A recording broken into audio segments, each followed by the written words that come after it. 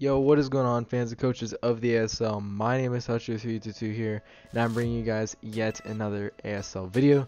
Today, we have the ASL Season 5, Week 5 weekly recap for you guys. Finally on time, getting back to schedule.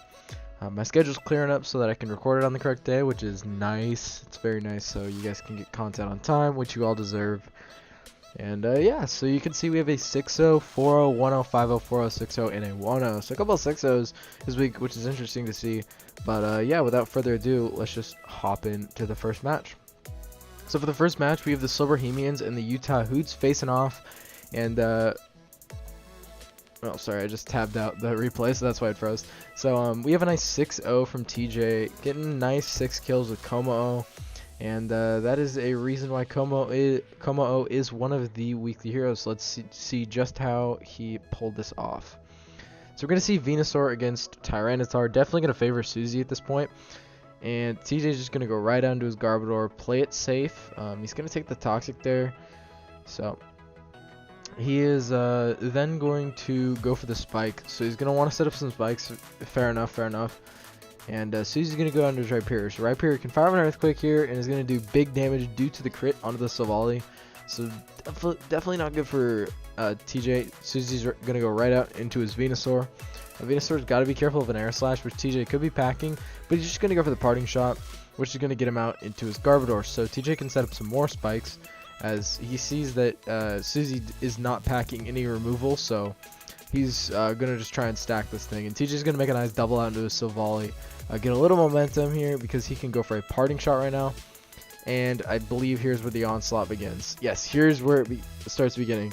So TJ has a brilliant set. He's going to bring very, very bulky Como because of its bulletproof ability. Sludge Bomb is not going to be doing anything. So very ingenious set. He's going to rock the Salic Berry, substitute Belly Drum. And he's just going to get some Drain Punch because, you know, why not? Giga Drain is not breaking this anytime soon.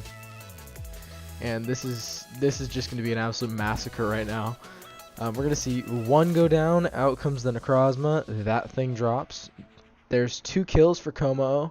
Out comes the Weavile. But if the sub was broken, there was a chance that Weavile could kill with that Ice Shard. But this is a very bulky Como. So there's also a chance that it didn't break. So we're going to see Emboar come out. Nothing stopping this thing. Susie's going to go for the Flare Blitz. So he's Scarfed Emboar for sure. If he clicks Superpower, he doesn't kill anyways, and Como still gets a ton of health back, so I really don't think it matters. If I'm being 100% honest. And Raichu's going to get off the Thunderbolt, so I mean, maybe Susie plays around it if he clicks Drain Punch, but then again, Superpower, but then again, he would have had to click Superpower and then go right out into Raichu and then hope for like a crit. He might have had to crit twice, but yeah, that's going to be an ingenious set by TJ, using pivoting through Silvally to bait out the Venusaur and then get in his Como to 6-0 the Utah Hoots in a very dominant fashion. So for the second match that we have for you guys, we have the Aussie Kangaskhan's and the Houston Hoopas in what I would say to be an upset, as AZ is going to be taking the dub on the back of Latios, getting nice 4 kills, does die, but gets 4 kills and ultimately carries the Hoopas to a victory this week. And let's see just how it did it. So we got Heatran and Mega Kangaskhan here. Heatran does have a balloon, which is going to be popped immediately. It was probably having the balloon for Lando or Metagross, maybe both. We're going to see Lava Plume do some decent damage, nice to 30%. And Kangaskhan is going to go for the Protect, possibly wanting to scout for like a Willow or something like that. Bulu is going to set up a sub, predicting the swap. And then AZ can just use Sub Seed, which is a very, very good Bulu set because it gets so much recovery back with the Leech Seed, with the Grassy Terrain.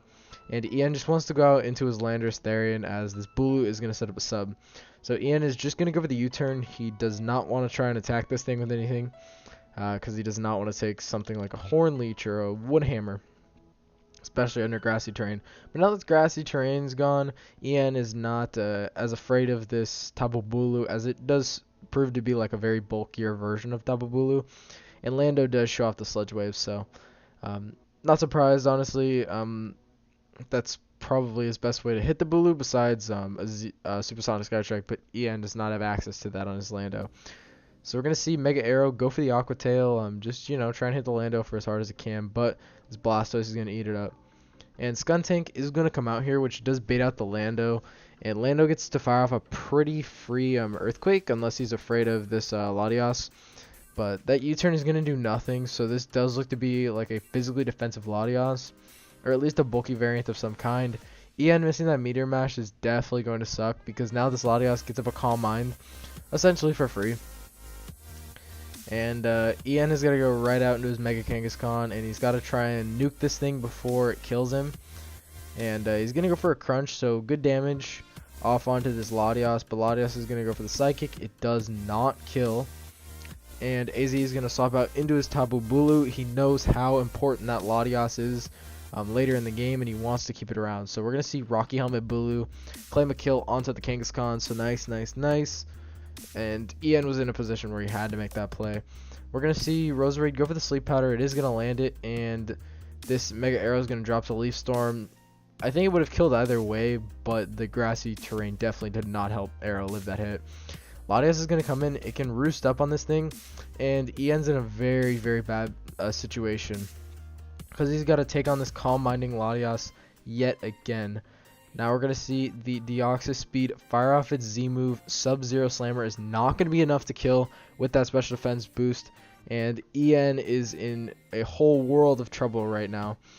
The Latias is going to go for a Roost, and the Deoxys Speed does loads of damage with its Ice Beam, but AZ is going to get up another Calm Mind, which with those boosts he's going to be able to live bar a crit, and then he's going to go for a Roost. So this Ice Beam will not kill the Latias. It's going to get close, but this Shadow Ball will just one-shot the Deoxys Speed.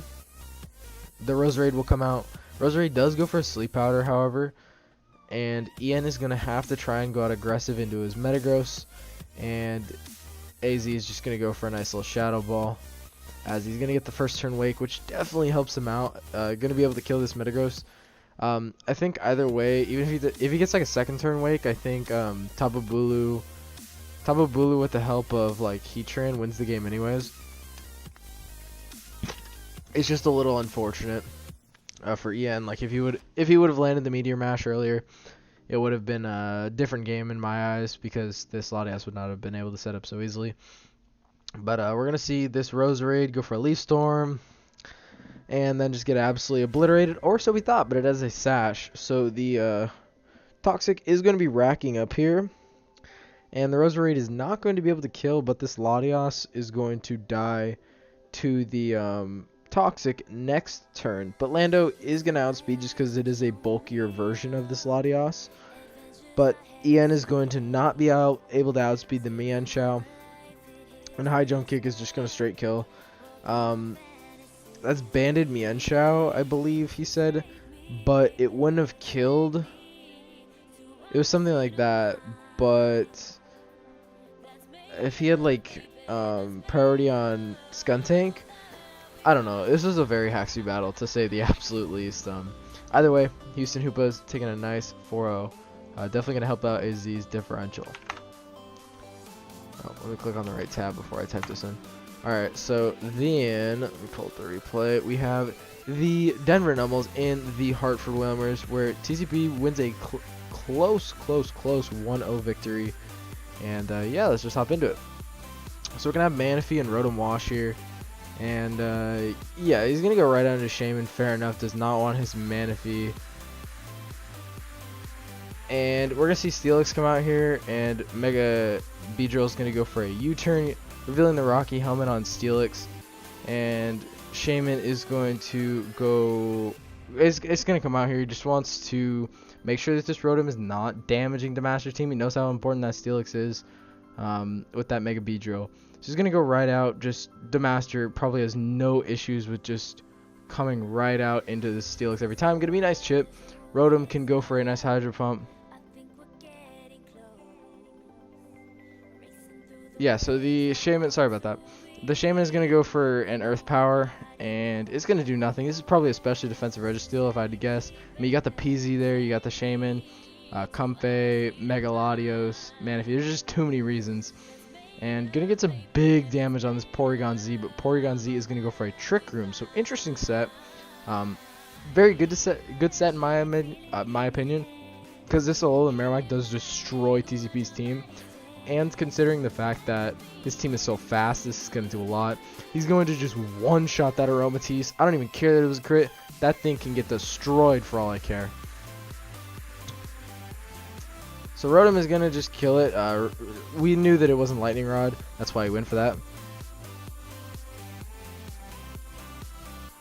And the Steelix is just going to come out and is going to double out into the Shaman. And Rotom has no reason to stop out here, so Damaster's just going to go for a nice safe play. Going for the Air Slash, I mean, kind of safe, but if his other attacking move is Seed Flare, then it makes sense to just go for the Air Slash. And then the Zygarde is going to set up a DD, as the Comfey is going to take it and can go for a nice Draining Kiss, getting this thing really weak. 1,000 Arrows is going to be able to come through and kill. And now Shaman is going to be out here, is going to double into the Steelix. So he's going to try and bait the Outrage, a good play. Or we're going to get the Extreme Speed. So a very good play on Damaster's part. That was 100% the right play. He's going to sack off his Steelix right here, which is not a bad play either in my opinion. And he's got to try and win with this Manaphy. Manaphy is going to take the close combat and can go for his Z move, which is Z Rain Dance. And he's going to go for a Surf, which does kill this thing. But the problem is he has to get through Registeel. So I think it was a little early to set that up. I don't agree with the Master's decision to set it up then. But he's going to try and work with what he's got right now. We're going to see Shaman come out. It's going to die to Rocks. I think that was a misplay for sure. I don't think he meant to do that. But we're going to see Recover from this PZ, so maybe it can take the rest of TCP's team on. We're going to see a Toxicus, so that's basically going to end his hopes. We're going to see Tri-Attack do 19% negligible. We're going to see Freeze, though, so this could get a little bit interesting. You never know. Well, you guys already know the score, so I mean, why am I even talking like this? But, yeah, this PZ is just going to be whittled down. Tri-Attack is going to kill the Reggie. But the Beedrill was just not low enough. It needed about either one more Stealth Rock switch in or two Rocky Helmet hits. And then moving on to the next game, we are going to have the Phoenix Flygons and the Portland Timbers. And we're going to see a 5-0 victory for the Portland Timbers. As no weekly heroes for this match, but either way, let's just get into it. So we have Kingdra against the Keldeo, two water types squaring off to start off the match. We're going to see a Mungus come out, as this is a toxic Kingdra, so it looks to be a little bit more defensive off the bat. And Zapdos is going to take a Sludge Bomb here, is not going to get poisoned, and Amoonguss is going to take a nice U-turn. So Sludge Bomb coming out from Amoonguss is going to poison the Pelipper, however. Definitely not what Keister wanted. And going to go aggressive out into Zard Y, as Zard Y is now going to Mega Evolve and is going to go for a Roost. So Keister going to bring out the Kingdra, as Amoonguss does come out. This is an Assault Vest Amoonguss. I think I brought Assault Vest Amoonguss 5 weeks in a row. But we're going to see Sludge Bomb go into the Zapdos, bringing it down to 50%. Going to go aggressive into the Lycanroc Day. So Umbreon is going to take this Banded Stun Edge pretty well, as Umbreon does. It's going to take hits fantastically well. Keldeo is going to come out to try and put some pressure on this Umbreon. Keister does go out into his Zapdos, though, which does take the Secret Sword. But guess what? You're definitely not taking this Z Hydro Pump. Just going to blow back the Zapdos, giving a 5-6 advantage for the Portland Timbers. I'm going to go out into the Zard Y, hoping for no Hidden Power Rock. And Pelipper is going to come out to change the weather, just to make sure that this Zard cannot destroy everything with Sun Boosted Fire Blasts. And then Kingdra can come out and try and pressure this thing out. But the Kingdra is going to go for an Ice Beam, going to go for another Ice Beam, and it's just really not doing enough damage to this Amoonguss at this point. And Amoonguss can just Giga Drain some of it off and can Sludge Bomb, do some damage there. And we're going to see Keister just keep firing off the Ice Beams. He tried to catch the swap with Slowbro, but that was not the case. Gonna pull the swap into Slowbro now, as Keister does go for the Ice Beam. So as Kingdra is getting a little bit low, gonna assume that he has rest on this thing, and Umbreon is gonna come out. Gonna make that double out into Zard Y. I figured Whimsicott would come out. Gonna Fire Blast. The Umbreon is going to somehow take a Sun boosted Fire Blast from a Zard Y. This thing is stupid. And then Keister's gonna pull a double out into the Whimsicott. Very good play on his part. And Amoonguss is gonna go into the Keldeo, which Keister's gonna again grab the momentum on Keldeo. And Keldeo's just gonna go for a Secret Sword because Draco would not kill it, but all Keister can hit it with is an Ice Beam.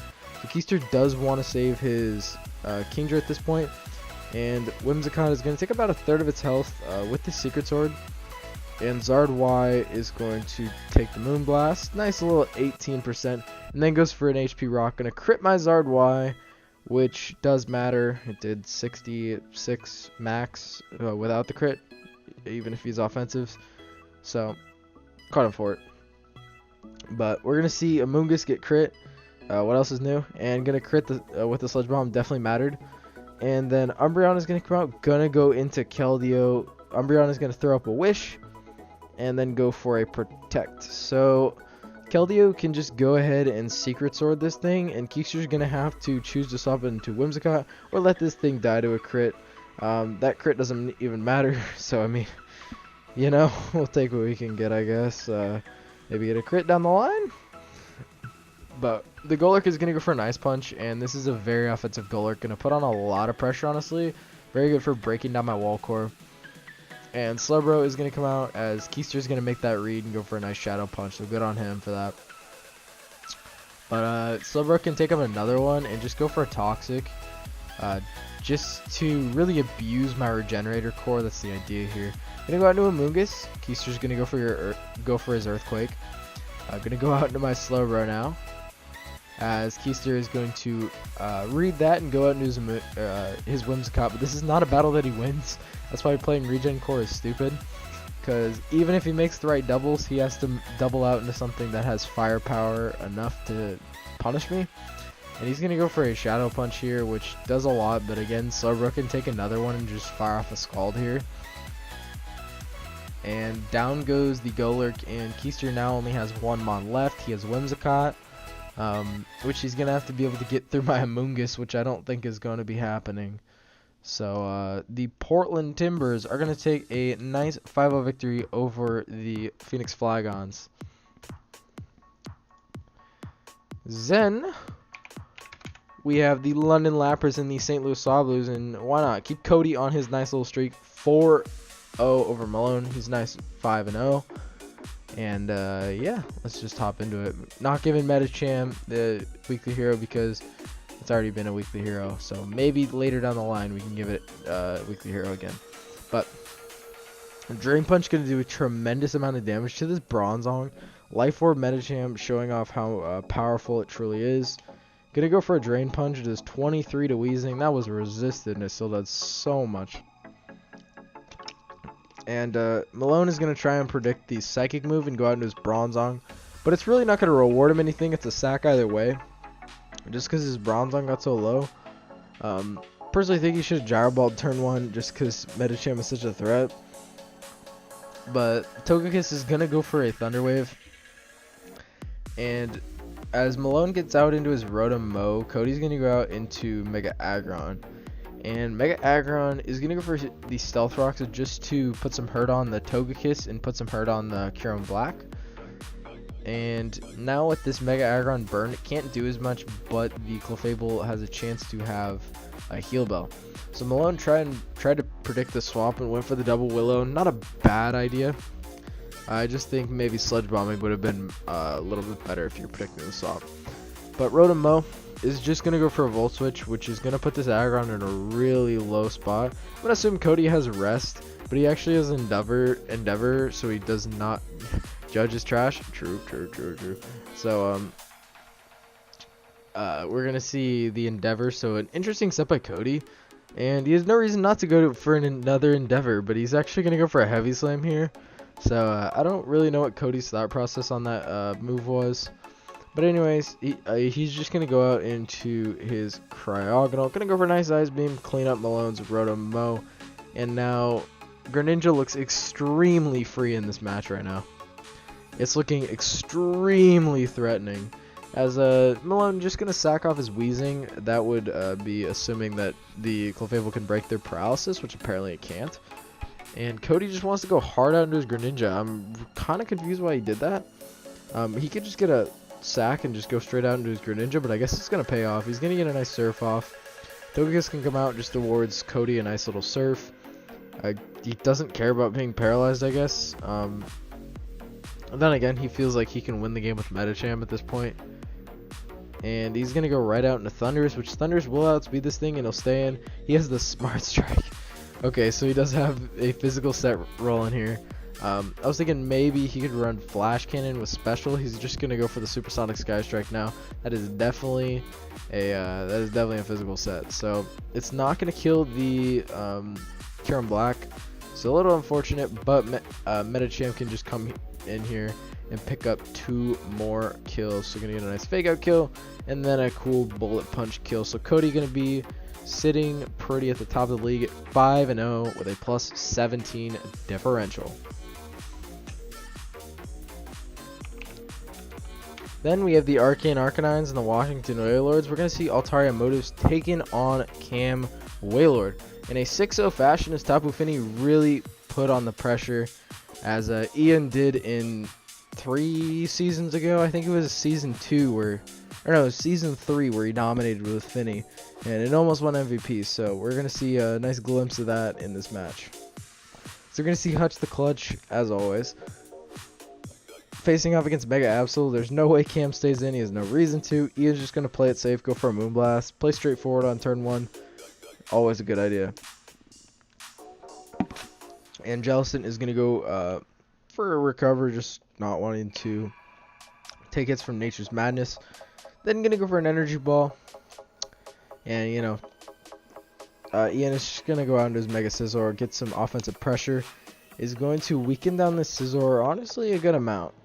But Scizor can just go for a Roost. Ian goes out into his Garchomp, which might be a Rough Skin Rocky Helmet. Flamethrower makes sense. And he's just going to opt to go out into his Heliolisk. Going to get that nice Dry Skin. I think going out to Fini was a fine play as well, but this awards him a little bit more offensive pressure. But this Stunfisk is going to take absolutely nothing from the Dark Pulse. Absolute pitiful damage. As it can now fire off a Discharge if it wants to. It can set up rocks, but it's going to go for a Toxic onto the Uxie, just weaken that thing down. But Uxie does get up rocks in the process. Can go for a knockoff. Get rid of the leftovers. Uxie's got to take a Discharge from the Stunfisk. Not going to do much because Stunfisk is a more defensively based Pokemon. Defensive, especially defensive based.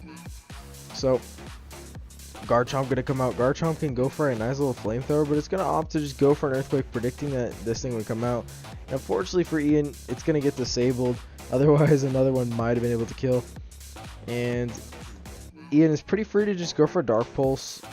And that's what he's going to do. Just wants as much chip onto this Stunfisk as he can get. Because this Stunfisk is honestly a problem for his team. And Uxie is going to go for the U-turn. Going to go out into the Garchomp. Doesn't think that HP Ice is coming out now, as the Discharge is going to come out. Garchomp just going to go for a nice little Earthquake, doing big damage to this thing. There's a chance that another Earthquake will kill, but Ian really doesn't want to risk it, just considering how much pressure this Garchomp puts on. And Cam's going to stay in with his Jellicent, knowing that Dark Pulse is probably the play here. And now he actually gets a free play out into Stunfisk. Since Dark Pulse is disabled, he's not going to take it, which I don't really know why he didn't go into Stunfisk. But yeah, the Scizor is going to get burned, so I guess it didn't completely work out terribly for Ian. He's going to go for a knockoff, doing nice and 8%. Pretty bad damage. And we're going to see Scizor go for the Defog, as the Garchomp goes for a Flamethrower into the Latios. But Latios is faster, so it can go for an Ice Beam and obviously scare that thing out. And Ian going to get the first kill of the match, 26 turns in, with a Pursuit from his Drapion. And predicting the Earth Power, Uxie is going to come out here. It's going to have to take a Discharge, but can set up rocks, which is probably what Ian's going for.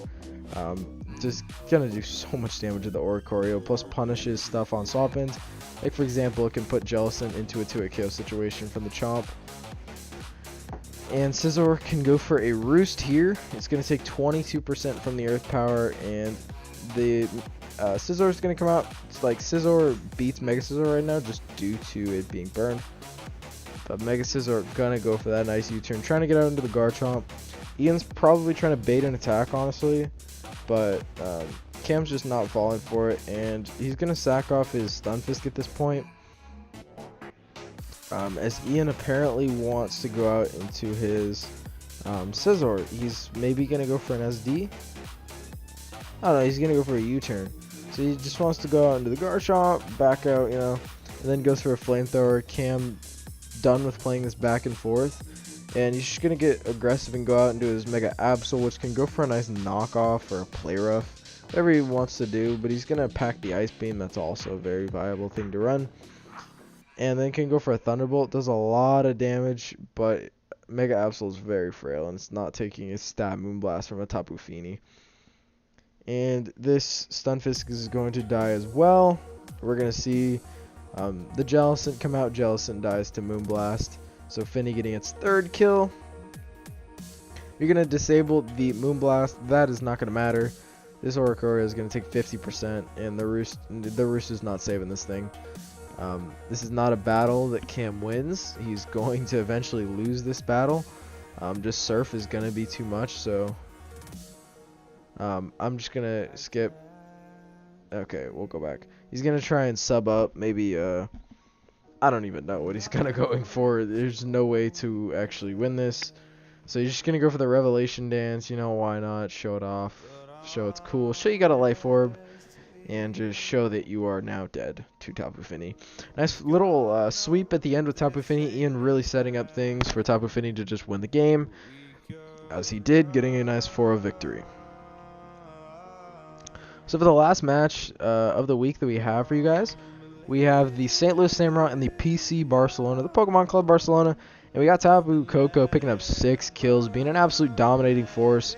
Really, Anderson putting his foot down in this game. He was on a 3-game skid, but he's really going to try and bounce back now after getting this nice 1-0 victory over the ever-hot Pokemon Club Barcelona. So we got Vileplume and the Mandibuzz here. Mandibuzz is just going to go for the U-turn, knowing that there's no way Shadow's staying in, and Anderson can get a free swap into his Delphox to fire off a free Fire Blast. But he's going to go for an Inferno Overdrive, which is probably not... This is probably not the time that Anderson wanted to use it, but nonetheless, Anderson's going to just stay in, knowing that Shadow probably wants to get his webs up. Shadow does go for a rest here, as Anderson was not successful in trying to get rid of this thing. Araquanid does not pack the Sleep Talk, apparently, so we're going to see Psyshock, and another one is going to be able to kill the Araquanid. So really interesting that Shadow went for the rest. I think Liquidation would have been his far better play, because he would have gotten rid of the Delphox, eliminating one of the 2 answers for the Selly. He could have really opened the gate there, but you know, we got Superior going for the Defog, so Anderson showing off that nice little Ultra Sun and Ultra Moon edition tech. I like it. And Delphox is going to go for a Psyshock, which does nothing just because Hippo is so physically bulky, and that is the best berry you could ever run on a Hippowdon. You know, it might just get you to the finals sometime. Rindo Berry Hippowdon. Gotta show respect from a man, Shadow. And Tapu Koko going to claim its first kills. We're going to even out at 5-5. And the Vileplume going to go for a Sludge Bomb, and Vileplume is going to take this U-turn. Shadow's just going to stay in. But it's not going to really award him anything, because Anderson just gets to go right out into this Dragalge. He's going to pack Thunderbolt. Thunderbolt under Electric Terrain is going to do so much if that Celesteela comes in. So Shadow is going to stay in here and go for a Leech Seed. And Anderson actually went out into Mamoswine. So risking his Mamoswine. But he wanted Rocks Up badly, just to annoy that Araquanid. Araquanid might die from rocks. I don't remember exactly where it was at. But him on top is going to come through here and kill the Dragalge. But Tapu Koko comes out and just gets a kill, as it will kill the Arachnid. So it looks like we're not going to see a queen clean sweep from Tapu Koko, but it's definitely going to just be claiming kills left and right. It's going to go for a U-turn, as out comes the Mandibuzz. Obviously not going to take anything from an Earthquake, and then can go for a U-turn as Shadow. Staying pretty stubborn on swapping, and he's not choosing to. As Heracross is going to take a nice Leaf Storm there. Contrary, of course, making superior to the Mon that it is. And we're going to see Heracross Mega Up. It's going to get crit with the Leaf Storm, and then can go for a Pin Missile and just get rid of the superior. So that's going to help out a little bit for Shadow, but now his Heracross dies to Koko. 3 kills for Koko so far. Vileplume comes out, and Koko's going to go for a U-turn, get some nice chip. Who knows, it might help later on. But Mamoswine is going to get poisoned, but it just gets to fire off a pretty free Icicle Crash at this point, which I'm sure Anderson just loves. He's going to do 27 to the Selly, so not the damage that he'd like, but you know, it's chip. He's going to go out to Mandibuzz, and probably what he's trying to do here is get off a slow U-turn into the Tapu Koko, or at least bait stuff and just get into his Koko. But he's going to actually go to Mamoswine here, so he's going to expect the Toxic, and he's going to stay in with his Mamoswine. Okay. So Selly is going to be getting Leech Seed plus the Toxic residual, so there's no way that this Mamoswine is beating it at all. The Icicle Crash miss is kind of annoying, but then again, you're getting leftovers plus the Leech Seed, so it really doesn't matter all that much. Selly just going to go for Protect. Pretty good time to show it off now. Don't want to have any risk of, like, you know, have any risk of taking a crit or something like that. But Tapu Koko does do 35% with this, then kills with the Brave Bird. Even with that Intimidate, it's not going to matter. Vileplume comes out. We're going to see U-turn. You're going to go out into the Mandibuzz, and this is looking down to the wire at this point. All Anderson needs to do is get rid of this Vileplume or get it low enough so that Koko wins. And Mandibuzz is going to sit here, just going to try and foul play this Vileplume down as low as it can. And basically, Anderson kind of has to he has to PP stall with Roost. So based on the fact that he has to PP stall, I'm going to start skipping. Because Anderson's a smart player, he knows what he's got to do. So Mandibuzz is going to go for the foul play. And I'm pretty sure Anderson goes hard Koko. No, he's going to stay in. So he's going to get Toxic. Vileplume's going to come out. We're going to see a crit from the foul play. And he's going to U-turn out into the Tapu Koko now. So Vileplume does go with the Synthesis. So we're going to go out into the U-turn. Going to go into Mandibuzz. As this is as low as Brad is going to be able to get this Vileplume. We're going to see Brave Bird, and it does kill with a crit. Don't know if that crit matters. I truly don't. But then we're going to see a follow-up with a kill onto Celesteela, and that is going to be the game. I was just looking at the comments, seeing if, like, oh, it mattered, but oh well. Either way, Anderson on the back of Koko, literally on the back of Koko, it got every single kill in this match for the St. Louis Samurai. They're going to win 1-0, as they're going to stop their 3-game losing streak, and Shadow is going to end his 2-game winning streak. So that is going to be the week, guys. Thank you guys all for watching, and I will see you guys in the next video. Actually, I won't be in the next videos for the week. I'm only in the first 2 videos. But anyways, thank you guys all for watching, and I'll see you guys in the next one. Goodbye.